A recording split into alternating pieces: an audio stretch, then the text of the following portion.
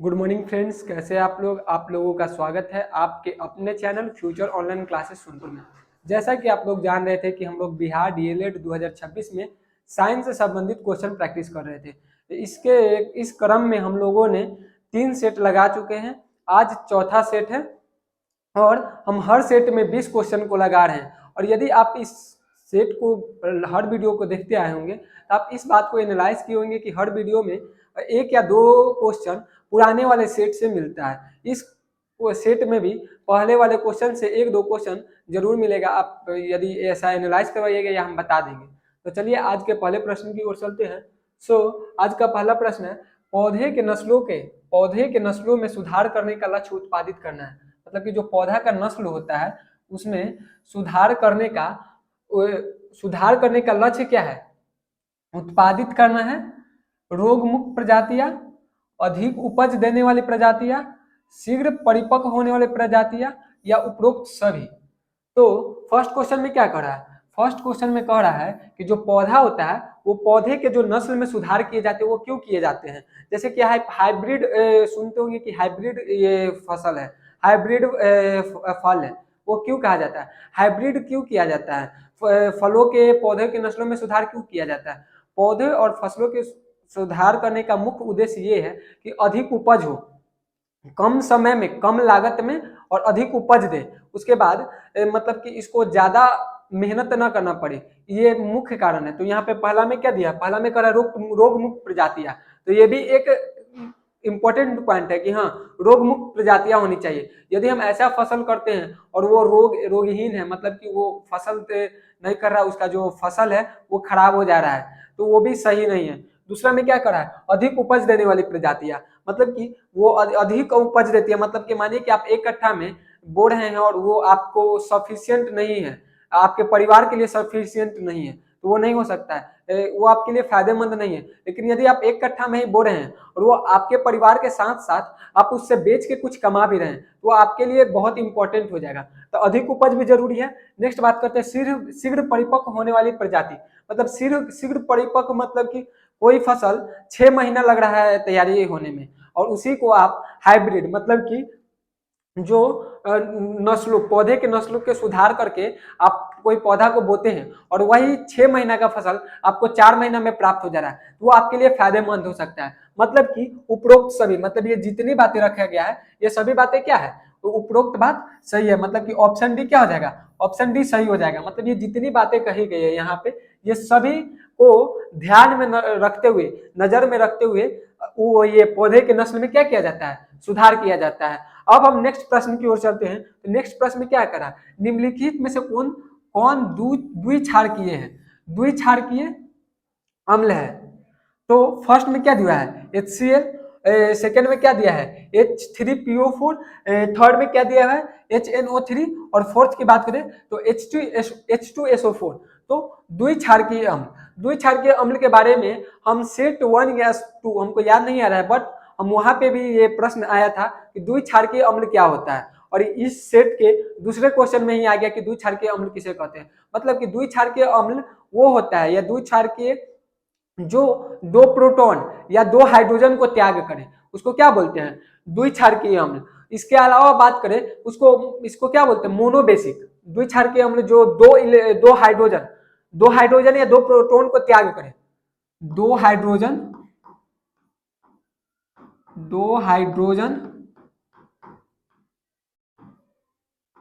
या प्रोटॉन, दो प्रोटॉन को जो त्याग कर रहा है, दो हाइड्रोजन या दो प्रोटॉन को जो त्याग कर रहा है, उसको क्या बोलते हैं? उसको बोलते हैं मोनोबेसिक, नहीं डाइबेसिक। Dibasic dibasic. और यदि इसी के जगह पे एक हाइड्रोजन को त्याग करता या एक प्रोटॉन को त्याग करता तो उसको क्या बोलते हैं? उसको बोलते हैं मोनोबेसिक। उसको क्या बोलते हैं? मोनोबेसिक। और यदि दो के जगह पे तीन हाइड्रोजन या तीन प्रोटॉन को त्याग करता तो उसको बोलते हैं ट्राइबेसिक। क्या बोलते हैं? Try basic. मतलब कि यदि कोई अम्ल दो या दो से अधिक हाइड्रोजन को अधिक कर रहा है, दो से दो अधिक हाइड्रोजन निकाल रहा है तो उसको क्या बोलेंगे, उसको बोलेंगे डाइबेसिक। वो एक निकाल रहा है तो उसको बोलेंगे मोनोबेसिक, और वही तीन निकाल रहा है तो उसको क्या बोलेंगे, ट्राइबेसिक। तो यहाँ पे पूछ रहा है द्विक्षारकीय, तो बेस मतलब क्या होता है, बेस मतलब अम्ल होता है, तो द्विक्षारकीय अम्ल यहाँ पे कौन है, यहाँ पे तो ये एक निकाल रहा है तो ये किसका हो गया, मोनोबेसिक का एग्जांपल हो गया HCl। यहाँ पे तीन निकाल रहा है, तीन निकाल रहा है तो किसका हो जाएगा, ट्राइबेसिक का एग्जांपल हो जाएगा। B number. सी नंबर की बात करें तो ये भी एक हाइड्रोजन या एक प्रोटॉन का त्याग कर रहा है, तो ये क्या कहलाएगा, ये कहलाएगा, ये भी मोनोबेसिक कहला जाएगा। और यहाँ पे कितना H2 मतलब दो हाइड्रोजन को त्याग कर रहा है या दो प्रोटॉन को त्याग कर रहा है, तो द्विक्षारकीय कौन हो जाएगा, ऑप्शन डी। ऑप्शन डी क्या हो जाएगा, ऑप्शन डी यहाँ पे करेक्ट हो जाएगा। मतलब कि ऑप्शन डी क्या कर रहा है, द्विक्षारकीय मतलब कि दो अम्ल या दो हाइड्रोजन या दो प्रोटॉन को क्या कर रहा है, त्याग कर रहा है। आई थिंक आपको समझ में आया होगा। अब हम नेक्स्ट क्वेश्चन की ओर चलते हैं। तो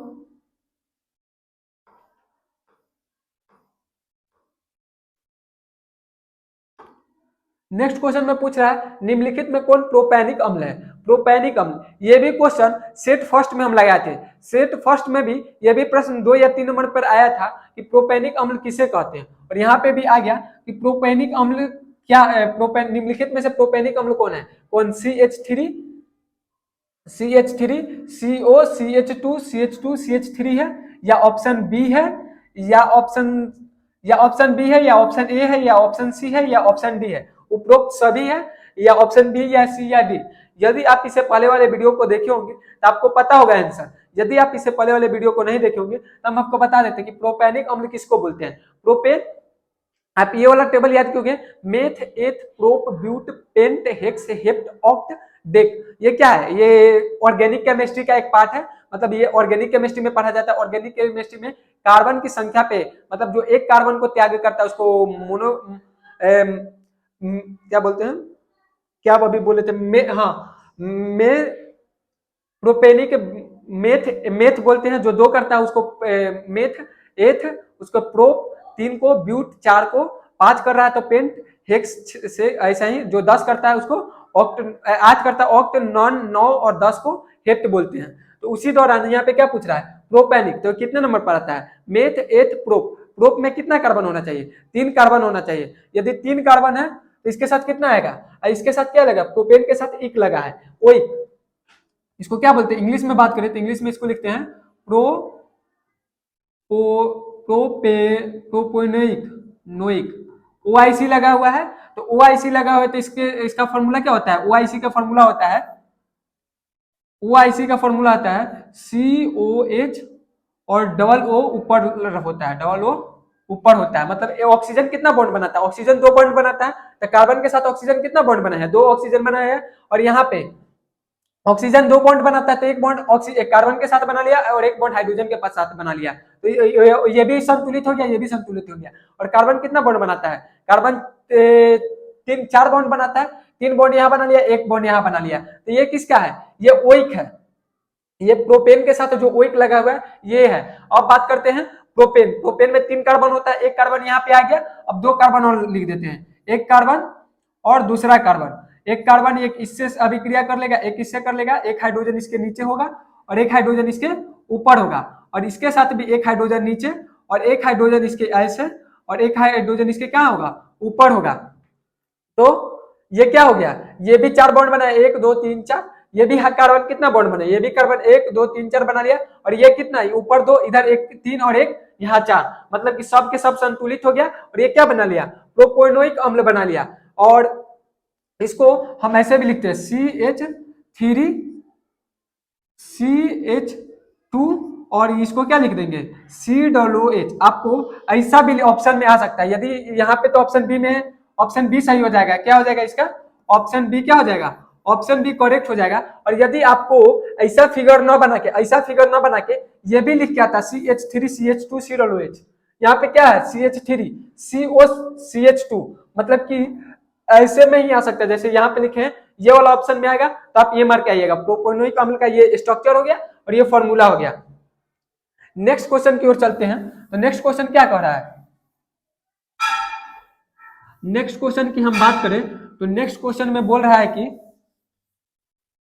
आप इसको नोट डाउन करना चाहते हो तो कर लीजिएगा। नेक्स्ट क्वेश्चन की बात करें तो मिट्टी का घर गर्मियों के मौसम में ठंडा तथा जाड़े के मौसम में गर्म होता है। मतलब कि जो मिट्टी का घर होता है वो ठंडे के मौसम में कैसा होता है, गर्म होता है, और ठंडा के मौसम या जाड़ा के मौसम वो उसमें कैसा होता है, गर्म होता है, और गर्मी के मौसम में कैसा होता है, ठंडा होता है। क्योंकि मिट्टी उष्मा का क्या होता है, सुचालक होता है। मिट्टी उष्मा का क्या होता है, सुचालक होता है, अर्धचालक होता है, कुचालक होता है, या अति चालक होता है।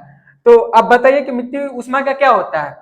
तो आप ऐसा अनुभव किए होंगे यदि आप कभी मिट्टी के घर में गए होंगे, तो मिट्टी का घर कैसा, गर्मी में ठंडा ठंडा ठंडा जैसा लगता है, और ठंड में कैसा, गर्मी का एहसास करवाता है। ऐसा क्यों करवाता है, क्योंकि मिट्टी जो है वो उष्मा का कुचालक होता है, और यदि मिट्टी उष्मा का कुचालक है तो क्या करेगा, वो बाहर से गर्मी ले लेगा। मतलब गर्मी के मौसम की बात करें तो वो बाहर से गर्मी ले लेगा और गर्मी अपने में अवशोषित कर लेगा, और वो धीरे धीरे धीरे धीरे वो अंदर की तरफ भेजेगा, और वो धीरे धीरे जब तक भेजता है तब तक वो ठंडा हो जाता है। तो वो क्या होता है, उस घर को गर्म रखता है। वही बात करें कि ठंड के मौसम में भी वो वही करता है कि वो क्या करता है, वातावरण से तो वो मिट्टी जो दीवार दीवार के रूप में जो मिट्टी है, मिट्टी के घर में दीवार जो मिट्टी का है वो तो अवशोषित कर लिया ठंडा को, लेकिन वो रूम में जो ठंडा भेजता है बहुत धीरे धीरे भेजता है। तो क्यों करता है, क्योंकि वो कुचालक है।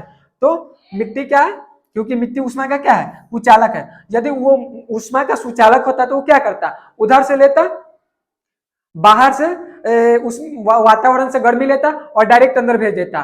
जिस तरह से जो सिरमिट का घर होता है या जो बड़े बड़े लोहा या टीन का घर होता है, तो क्या होता है, डायरेक्ट वो सुचालक होता है, वो उष्मा को लेता है और अंदर ट्रांसफर कर देता है। ठंड के मौसम में बाहर से ठंड लेता है और अंदर ट्रांसफर कर देता है। और इसको आप थर्मस होता है, थर्मस की तरफ समझ सकते हैं। थर्मस कैसा होता है, थर्मस में हम जब गर्म पानी रख देते हैं या चाय रख देते हैं और उसको ढक देते हैं तो लगभग वो तो 24 घंटा तो नहीं, लेकिन 12 घंटा 14 घंटा क्या करता है, गर्म रखता है। क्यों रखता है, क्योंकि उसको बाहर के वातावरण से धीरे धीरे धीरे धीरे वो अंदर उष्मा को भेजता है। तब तक वो क्या होता है, गर्म रहता है। और वो अचानक यदि उसी को हम ग्लास में रखते तो ग्लास जो होता है वो स्टील का होता है। स्टील क्या है, वो सुचालक है, वो बाहर से एनर्जी लेगा, वो ठंडा हो जाएगा। तो क्या होता है, थर्मस भी मानिए तो एक तरह से मिट्टी की तरह तो नहीं, लेकिन काम वही करता है। थर्मस से आप समझ सकते हैं। तो थर्मस की तरह ही मिट्टी का घर क्या करता है, गर्मी में काम करता है। नेक्स्ट क्वेश्चन की ओर बात करें तो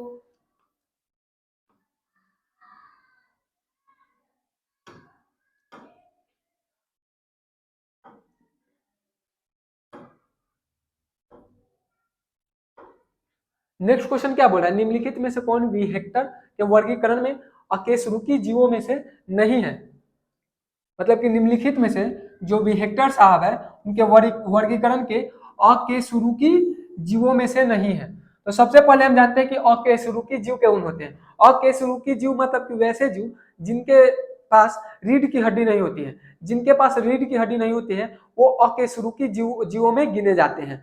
अकेशरुकी, जिसके पास रीढ़ की हड्डी है वो कशेरुकी जीव में गिने जाते हैं, और जिनके पास नहीं है वो अकशेरुकी जीव में बात करते हैं। कल के यदि आप सेट 3 के वीडियो देखे होंगे, यदि आप नहीं देखे होंगे तो इस वीडियो के अथी में जाइएगा, प्लेलिस्ट में जाइएगा तो आपको मिल जाएगा। यदि आप इससे पहले वाले वीडियो देखे होंगे सेट 3 में, तो हम वहां पे बताए थे कि जो विहेक्टर साहब है उन्होंने जीवों को 5 भागों में वर्गीकरण किया था। प्लांटी, एनिमेलिया, उसके बाद प्रोटोजुआ, ऐसे करके 5 था। तो उसमें क्या था, एक तो प्रोटोजुआ था। तो विहेक्टर के वर्गीकरण में जीवों में से कौन नहीं था, तो प्रोटोजुआ क्या है, प्रोटोजुआ जो है ऑप्शन डी में जो दिया गया प्रोटोजुआ, वो एक कोशिकीय जीव है। और जो एक कोशिकीय जीव जो एक कोशिका से बना है उसके पास कहाँ से रीढ़ का हड्डी होगा। रीढ़ की हड्डी के होने के लिए बहुकोशिकीय की जरूरत है। और प्रोटोजुआ क्या है, प्रोटोजुआ एक कोशिकीय जीव है। तो ऑप्शन डी क्या हो जाएगा, ऑप्शन डी सही हो जाएगा। नेक्स्ट क्वेश्चन की बात करें तो ये जो क्वेश्चन था, ये जो विहेक्टर सा वाला क्वेश्चन था, ये पहले वाले वीडियो से मतलब कि क्वेश्चन चेंज कर दिया, मतलब क्वेश्चन चेंज है। ये पहले वाले वीडियो में हम पढ़ाए थे, इसके वर्गीकरण के बारे में बताए थे कि वर्गीकरण कैसे किए थे, और इसमें क्या किया है, उसके आगे कशरुकी के करके 2 क्वेश्चन को मर्ज करके एक नया क्वेश्चन बना दिया है। नेक्स्ट क्वेश्चन की बात करें तो जिन कोशिकाओं में गुणसूत्र के 2 से अधिक पूर्ण सेट होते हैं कहलाती है, अगुणित कहलाती है, बहुगुणित कहलाती है, या द्विगुणित कहलाती है, या बहुसंकर कहलाती है। तो हम बात करें कि जो कोशिका गुणसूत्र 2 से अधिक, मतलब कि जो 2 से अधिक से बना है उसको बहुगुणित कहा जाता है। क्या बोला जाता है, बहुगुणित बोला जाता है, मतलब कि ऑप्शन सी क्या हो जाएगा, ऑप्शन सी सही हो जाएगा। अब बहुगुणित क्यों बोला जाता है, क्योंकि वो दो कोशिकाओं से बना है, मतलब कि दो गुणसूत्र, यहाँ पे क्या करा है, गुणसूत्रों के दो से अधिक पुंसेट होते हैं तो क्या, मतलब कि एक नर के गुणसूत्र और एक मादा के गुणसूत्र, वो दो के गुणसूत्र से मिलने के बाद क्या बना है, एक दूसरा बना है, तो उसको क्या बोलते हैं, बहुगुणित के अंदर आ जाता है। नेक्स्ट क्वेश्चन की बात करें तो निम्न में से किस ईंधन को पर्यावरण स्नेही माना जाता है, मतलब कि निम्नलिखित, मतलब ये जो ऑप्शन दिया गया है इसमें से किसको पर्यावरण के लिए स्नेही माना गया है। स्नेही का अर्थ क्या होता है, स्नेही मतलब कि स्नेह क्या, प्यार करना ही है, तो स्नेह का अर्थ यहाँ पे हो गया है, इस क्वेश्चन में स्नेह का अर्थ है कि ये पर्यावरण के लिए अच्छा है। कौन सा, पेट्रोल है, डीजल है, द्रवित पेट्रोलियम गैस एलपीजी है, या संपीड़ित प्राकृतिक गैस सीएनजी है। तो हम बात करें पर्यावरण स्नेही के, तो पर्यावरण स्नेही के इसको माना गया है, सीएनजी को माना गया है, कॉम्प्रेस्ड नेचुरल गैस, जिसका फुल फॉर्म होता है कॉम्प्रेस्ड नेचुरल गैस। वही बात करें कि एलपीजी का फुल फॉर्म होता है लिक्विफाइड पेट्रोलियम गैस। तो जो सीएनजी है वो प्राकृतिक रूप से प्राप्त हुआ है, मतलब कि हमको प्रकृति द्वारा प्राप्त होता है, और ये क्या होता है, ये ना ही प्रदूषित नहीं करता, इसको जलाने से ना ही CO2 की मात्रा ज्यादा निकलती है और ना ही सल्फर की।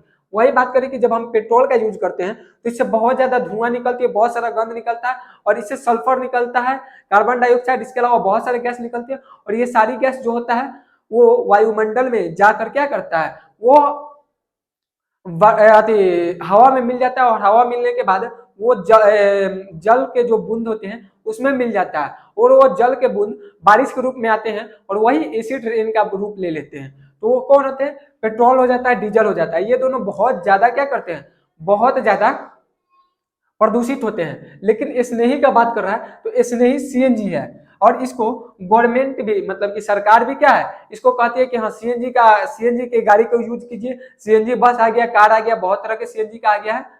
नेक्स्ट क्वेश्चन की बात करते हैं तो नेक्स्ट क्वेश्चन में कह रहा है मानव मस्तिष्क निम्नलिखित में से कौन सा भाग बुद्धि एवं चतुराई का केंद्र है, मतलब कि जो मानव का मस्तिष्क है, मस्तिष्क मतलब कि ब्रेन, मानव का जो मस्तिष्क है उसका कौन सा भाग, मतलब कि कौन सा पार्ट जो है वो बुद्धि और चतुराई का केंद्र है, मतलब कि बुद्धि और चतुराई का केंद्र है।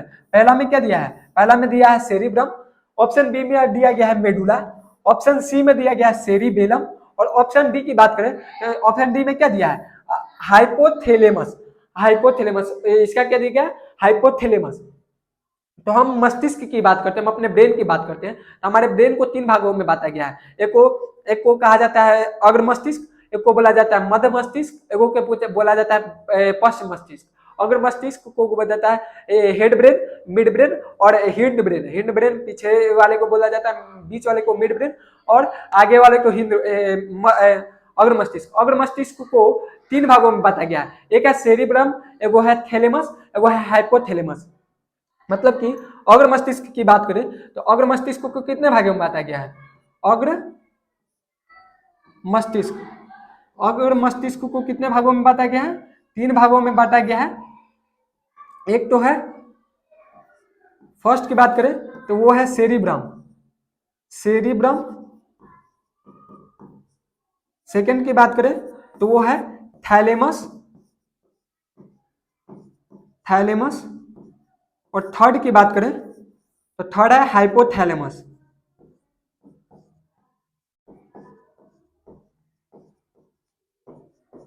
हम बात करते हैं सेरिब्रम की, तो सेरिब्रम ना हमारे मस्तिष्क का 60% पार्ट क्या होता है, सेरिब्रम।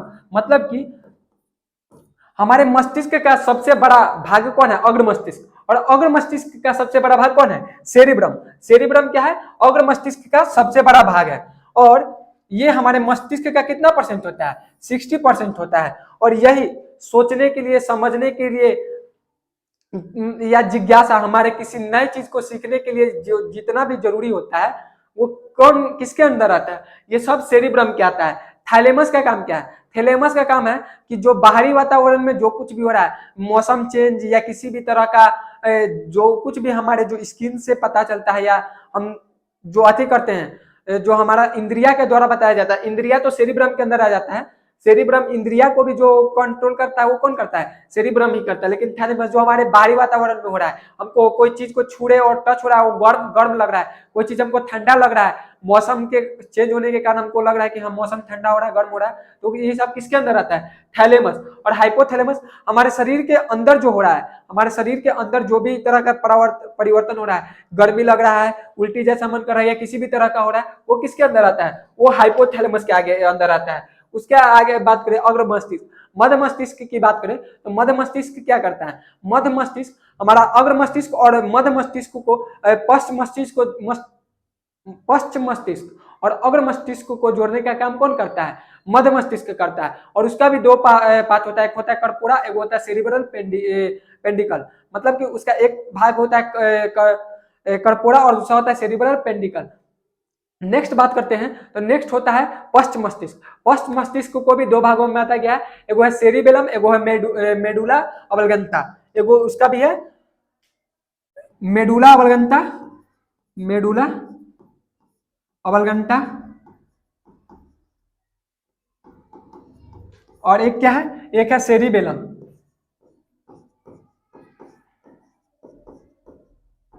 यदि हम सेरिबेलम की बात करें तो सेरिबेलम क्या करता है, सेरिबेलम हमें चलने के लिए हमारे शरीर का जो कंट्रोल, मतलब कि हमारे शरीर को कंट्रोल करने का काम कौन करता है, सेरिबेलम करता है। ये मतलब कि हमको कैसे चलना है, एक्सपीरियंस जो बोलता है ना कि एक्सपीरियंस चाहिए, वो सब सेरिबेलम के अंदर आता है। तो ये हो गया मेडुला अबलगंता, ये किसका है, पश्च मस्तिष्क का भाग है। मध्य मस्तिष्क में कौन आता है, कर्पोरा आता है, और मेडुला आता है। अग्र मस्तिष्क में हो गया सेरिब्रम और थैलेमस और हाइपोथैलेमस। तो हम पूरा ब्रेन के पार्ट बता दिए और ब्रेन को कितने भागों में बांटा गया ये भी बता दिए। क्वेश्चन में क्या पूछ रहा है कि बुद्धि और चतुराई, बुद्धि और चतुराई के बारे में हम किसके बारे में बात किए, सेरिब्रम में। सेरिब्रम जो हमारे मस्तिष्क का 60% है, मतलब कि ऑप्शन ए क्या हो जाएगा, सेरिब्रम क्या हो जाएगा, ऑप्शन ए सही हो जाएगा। ये सब आप नोट कर लीजिएगा, थोड़ा गंदा हो गया, इसको मिटा देते हैं।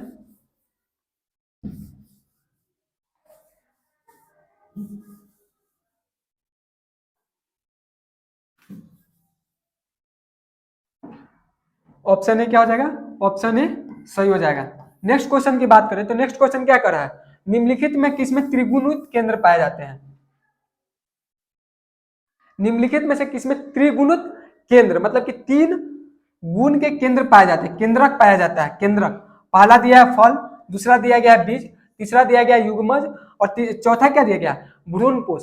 मतलब कि त्रिगुणित केंद्रक किसमें पाया जाता है, त्रिगुणित केंद्रक मतलब कि एक नर का युग्मक और दो मादा का जो ध्रुवीय नाभिकीय होते हैं, वो जब मिलता है तो वो क्या बनाता है, त्रिविमीय त्रिविमीय के त्रिगुणित केंद्रक बनाता है। और वो किसके अंदर होता है, वो फूल के अंदर होता है। तो यहाँ पे बोल रहा है कि ये किसके कहाँ होता है, तो ये कहाँ होता है, भ्रूणपोष में होता है। कहाँ होता है, भ्रूणपोष में होता है। मतलब कि ऑप्शन डी क्या हो जाएगा, ऑप्शन डी सही हो जाएगा। क्वेश्चन में क्या कर रहा है कि त्रिगुणित केंद्रक किसमें पाया जाता है, फूल के अंदर पाया जाता है। नेक्स्ट क्वेश्चन की बात करें हम तो नेक्स्ट क्वेश्चन क्या कर रहा है, नेक्स्ट कोई क्वेश्चन कर रहा है कि कोई कण एक समान चाल से एक वृत्त के अनुदिश गति कर रहा है। तो कण की गति है एक विमीय या एक आयामी, द्विविमीय या दो आयामी, स्थानांतरित।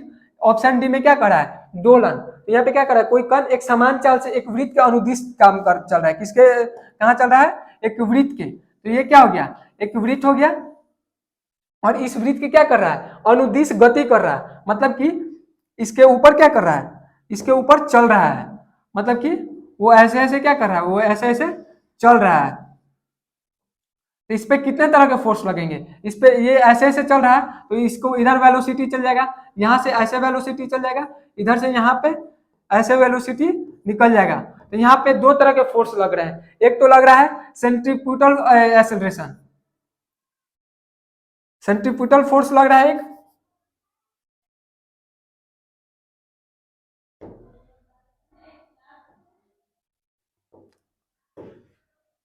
एक तो सेंट्रीफ्यूगल फोर्स लग रहा है और वो टेंजेंट एक्सेलरेशन लग रहा है। मतलब कि द्विविमीय या दो आयामी, ऑप्शन बी द्विविमीय या दो आयामी क्या कर रहा है, द्विविमीय या दो आयामी अनुदिश गति कर रहा है। नेक्स्ट क्वेश्चन की बात करें तो नेक्स्ट क्वेश्चन में क्या कर रहा है कि गति मान्य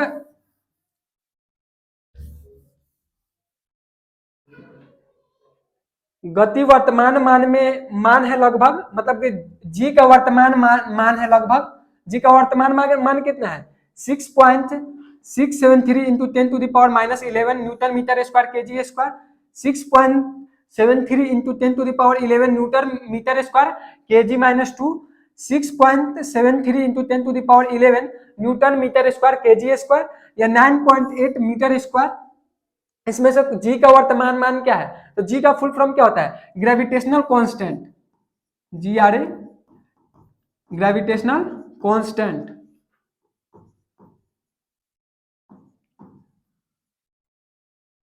इसको कहां से निकाला गया, इसकी विमा की बात करें, इसको निकाला गया है force is equal to, force जो होता है वो इसका परपेंडिकुलर होता है are square upon m1 into m2 के। और यदि ये जो चिन्ह है इसको हम हटाते हैं तो ये क्या हो जाएगा, जब हम इसके चिन्ह को हटाते हैं तो वो हट के जी आ जाता है, वो r square upon m1 into m2 आ जाता है। और जब हम आर स्क्वायर को इधर भेजते हैं तो क्या हो जाता है,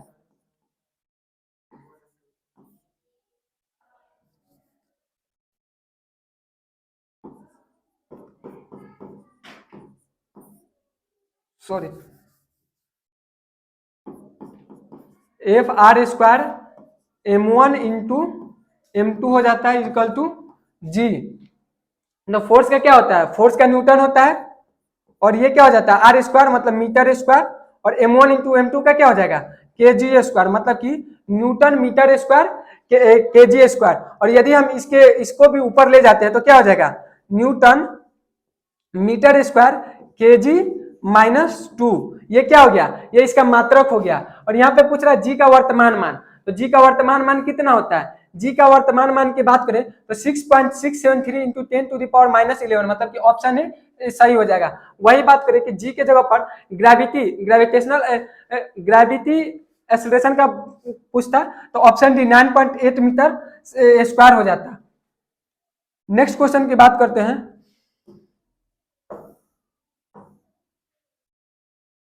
तो नेक्स्ट क्वेश्चन में क्या पूछ रहा है 900 केजी मीटर क्यूब घनत्व का एक ठोस तेल पर तैरता है तथा वह तेल 1000 केजी मीटर क्यूब घनत्व के पानी पर तैरता है, तो तेल का घनत्व केजी पर मीटर क्यूब में होना चाहिए।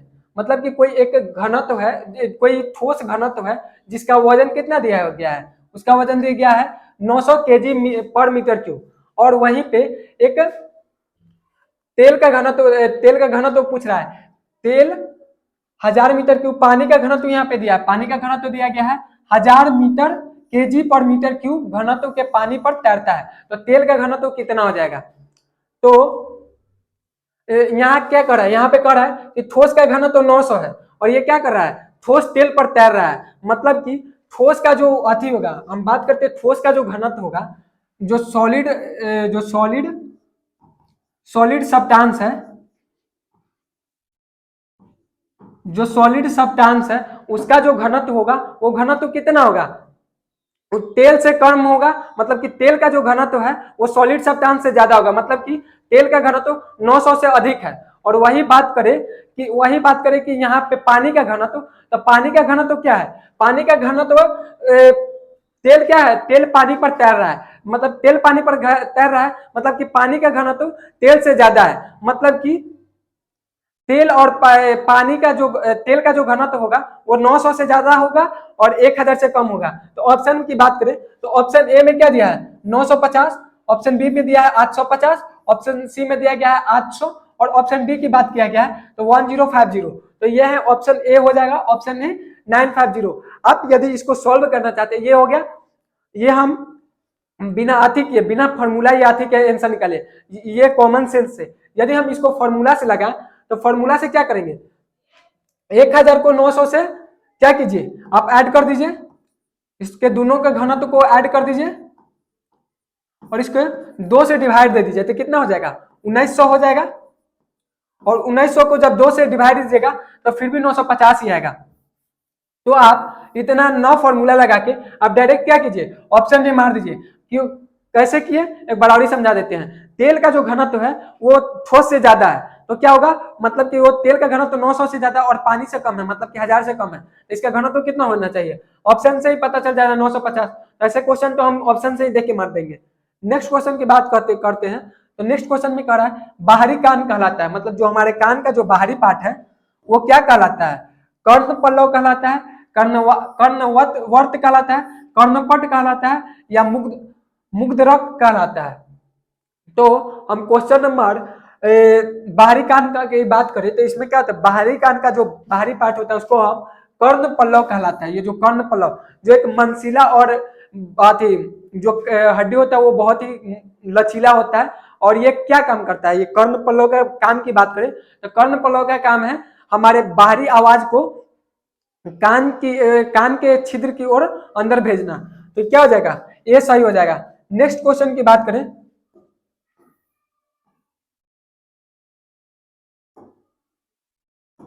नेक्स्ट क्वेश्चन की बात करें तो निम्नलिखित में से मिट्टी के कटाव का प्रमुख कारण है, मतलब मिट्टी के कटाव का मुख्य कारण क्या है, तो ऑप्शन ए में क्या दिया गया है, वन दिया गया है। ऑप्शन बी की बात करें तो सोपानी कृषि, ऑप्शन सी की बात करें तो जल, ऑप्शन डी की बात करें तो इनमें से कोई नहीं। तो मिट्टी के कटाव का प्रमुख कारण क्या है, तो मिट्टी का कटाव का प्रमुख कारण क्या हो जाता है, जल हो जाता है। जब बाढ़ आता है तो क्या होता है, बहुत सारे मिट्टी का क्षरण हो जाता है। इसके अलावा बात करें कि जब तेज बारिश होती है तो तेज बारिश में भी क्या करता है, जो मिट्टी की जो ऊपरी परत होता है उसको आधी कर देता है, कटाव करता है। इसके अलावा बाढ़ आता है या किसी भी तरह से, मतलब ज्यादातर वन को और बड़े बड़े पहाड़, बड़े बड़े घर, इमारतों को क्या कर देता है, वन जल के बहाव के कारण गिर जाता है। मतलब कि ऑप्शन सी क्या हो जाएगा सही, मतलब मिट्टी का कटाव का प्रमुख कारण सी है। यदि आप गंगा जी के किनारे, गंगा जी के बारे में सुनेंगे, बड़ी बड़ी नदियां क्या करती है, बड़े बड़े कटाव करते। इसके अलावा अभी पंजाब में पानी आ गया था, पंजाब में पानी आने के कारण क्या हुआ था, बहुत ज्यादा वहां के मिट्टी का कटाव हुआ। मिट्टी के कटाव के कारण बहुत सारे लोगों का क्या हुआ, घर जल में जलमग्न हो गया। इसके अलावा बहुत सारे पशु पक्षी का हानि हुआ। तो मिट्टी कटाव का मुख्य कारण कौन है, तो जल है। नेक्स्ट क्वेश्चन की बात करते हैं, तो पृथ्वी के वायुमंडल में कार्बन डाइऑक्साइड गैस की मात्रा कितनी है। तो ये क्या हुआ, ये भी हम सेट 3 में लगाए थे ये क्वेश्चन, और फिर ये क्वेश्चन क्या हुआ, रिपीट हो गया। मतलब ये भी कि ये क्या हुआ, तीसरा क्वेश्चन है जो रिपीट हो गया है। तो ऑप्शन ए में क्या दिया गया 0.03, ऑप्शन बी में 0.02, और ऑप्शन सी में 0.04, ऑप्शन डी में 0.06। यह किसका, कार्बन डाइऑक्साइड का पूछ रहा है। हम वायुमंडल की बात कर लेते हैं, तो वायुमंडल में नाइट्रोजन की बात करें तो कितना है, 78% है। वही ऑक्सीजन की बात करते हैं तो ऑक्सीजन कितना है, 20.95%। यदि आपको ऑप्शन में 21% भी आया तो आपको उसको भी मार सकते हैं। CO2 की बात करें तो CO2 कितना है, 0.03%। यदि आपको ऑप्शन में 0.04% दिया हुआ है, 0.03% नहीं दिया हुआ है, तो आपको 0.04% मार सकते हैं। लेकिन यदि 0.03 और 0.04 दोनों दिया हुआ है तो आपको 0.03 मार के आना है। वही बात करें कि आर्गन की, तो आर्गन कितना है हमारे वातावरण में, तो 0.93% है। तो यहाँ पे कौन हो जाएगा, वहां पे ऑप्शन ए 0.03% सही हो जाएगा। नेक्स्ट क्वेश्चन की बात करें तो प्रथम पृथ्वी सम्मेलन का आयोजन कहाँ किया गया था, रियो डी जेनेरियो में, न्यूयॉर्क में, जोहान्सबर्ग में, या लंदन में।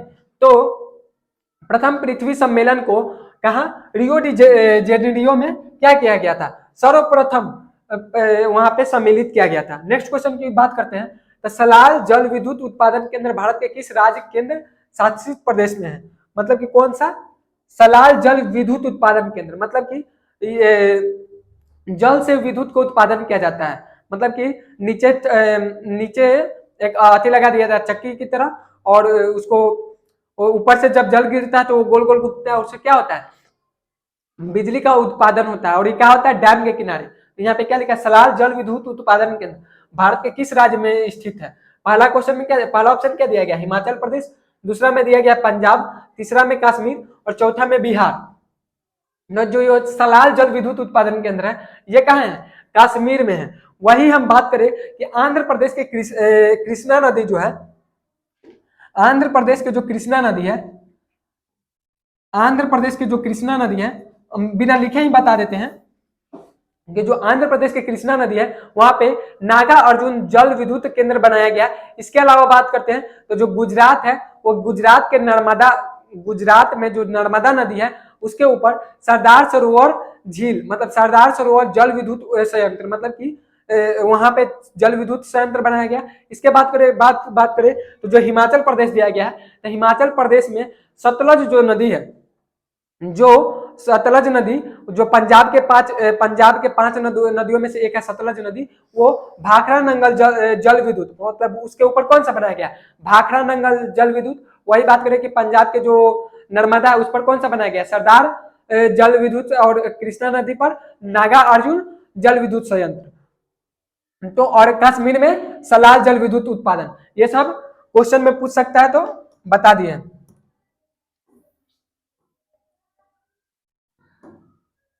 नेक्स्ट क्वेश्चन की बात करें, नेक्स्ट क्वेश्चन में क्या करा, प्रतिरोध का सूत्र होता है। प्रतिरोध का सूत्र क्या होता है, आर बराबर आई अपॉन भी, आर बराबर भी अपॉन आई, आर बराबर भी अपॉन आई या इनमें से कोई नहीं।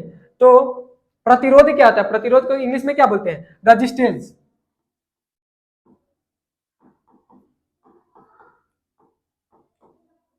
प्रतिरोध को इंग्लिश में क्या बोलते हैं, रेजिस्टेंस। रेजिस्टेंस क्या करता है, विद्युत को गमन मतलब कि विद्युत को गमन करने से रोकता है। प्रतिरोध का काम, मुख्य काम क्या है, विद्युत को गमन होने से रोकना है। तो प्रतिरोध का फॉर्मूला क्या होता है, प्रतिरोध का फॉर्मूला आता है आर बराबर भी अपॉन आई, मतलब कि ऑप्शन सी क्या हो जाएगा, ऑप्शन सी हो जाएगा, सही हो जाएगा। नेक्स्ट क्वेश्चन की बात करते हैं कि स्विच लगाए जाते हैं, मतलब कि स्विच को कहाँ लगाया जाता है। हम बात करें कि स्विच को लगाया जाता है ठंडी तार में, गर्म तार में, अर्थ तार में, या कभी ठंडी तार में तो कभी अर्थ तार में। तो हम बात करते हैं कि स्विच को लगाया जाता है गर्म तार में, मतलब कि ज्यादातर स्विच को कहाँ लगाया जाता है, गर्म तार में। हम इसको ठंडी तार में क्यों नहीं लगाते हैं या अर्थ तार में क्यों लगाते हैं, गर्म तार में ही क्यों लगाते हैं। हम स्विच को ठंडी तार या न्यूट्रल तार में इसलिए नहीं लगाते हैं क्योंकि यदि हम इसको न्यूट्रल तार में लगा देते हैं तो क्या होगा, मतलब ठंडी तार में लगा देंगे तो क्या होगा, बिजली गमन करती रह जाएगी, और हम स्विच को बंद कर देते हैं उसके बावजूद भी क्या होगा, बिजली गमन करेगा, और बिजली गमन होगा तो क्या होगा, जो काम कर रहा है उसको झटका मार देगा, या जो बिजली को छुएगा उसको झटका मार देगा। लेकिन जब हम गर्म तार में लगाते हैं तो गर्म तार जब गर्म तार में लगाया जाता है तो जब स्विच को बंद करते हैं तो क्या हो जाता है, पूर्ण रूप से क्या होता है, बिजली गमन बंद हो जाता है, मतलब कि बिजली का क्या होता है, ट्रांसफर नहीं हो पाता है। इसलिए हम गर्म तार में ही लगाते हैं स्विच को, ठंडी तार में नहीं लगाते। नेक्स्ट क्वेश्चन की बात करते हैं। तो नेक्स्ट क्वेश्चन क्या है कि सरल सूक्ष्मदर्शी, मतलब जो सरल सूक्ष्मदर्शी होती है उसमें किसका उपयोग किया जाता है, अवतल दर्पण का, अवतल लेंस का, उत्तल दर्पण का, या उत्तल लेंस का। मतलब कि जो सूक्ष्मदर्शी होती है उसमें किसका उपयोग किया जाता है, उत्तल दर्पण, उत्तल लेंस, अवतल दर्पण या अवतल लेंस की। तो हम बात करें कि सूक्ष्मदर्शी में किसका उपयोग किया जाता है, तो उत्तल लेंस का उपयोग किया जाता है। उत्तल लेंस ही क्यों, उत्तल लेंस क्या करता है, किसी भी जो छोटा से छोटा चीज होता है उसको बड़ा करके दिखाता है। और हम सूक्ष्मदर्शी का उपयोग क्यों करते हैं, सूक्ष्मदर्शी का उपयोग करते हैं कोई भी चीज को, छोटे चीज को हम बड़ा में करके देखने के लिए। और ये जो उत्तल लेंस है ना वो छोटे से छोटे चीज को क्या करता है, बड़ा करके दिखाता है। इसलिए हम उत्तल लेंस का सूक्ष्मदर्शी के रूप में उपयोग करते हैं। सो आज सेट साइंस के सेट के 20 क्वेश्चन प्रैक्टिस किए डीएलडी से संबंधित। सो आज के लिए इतना ही, थैंक यू।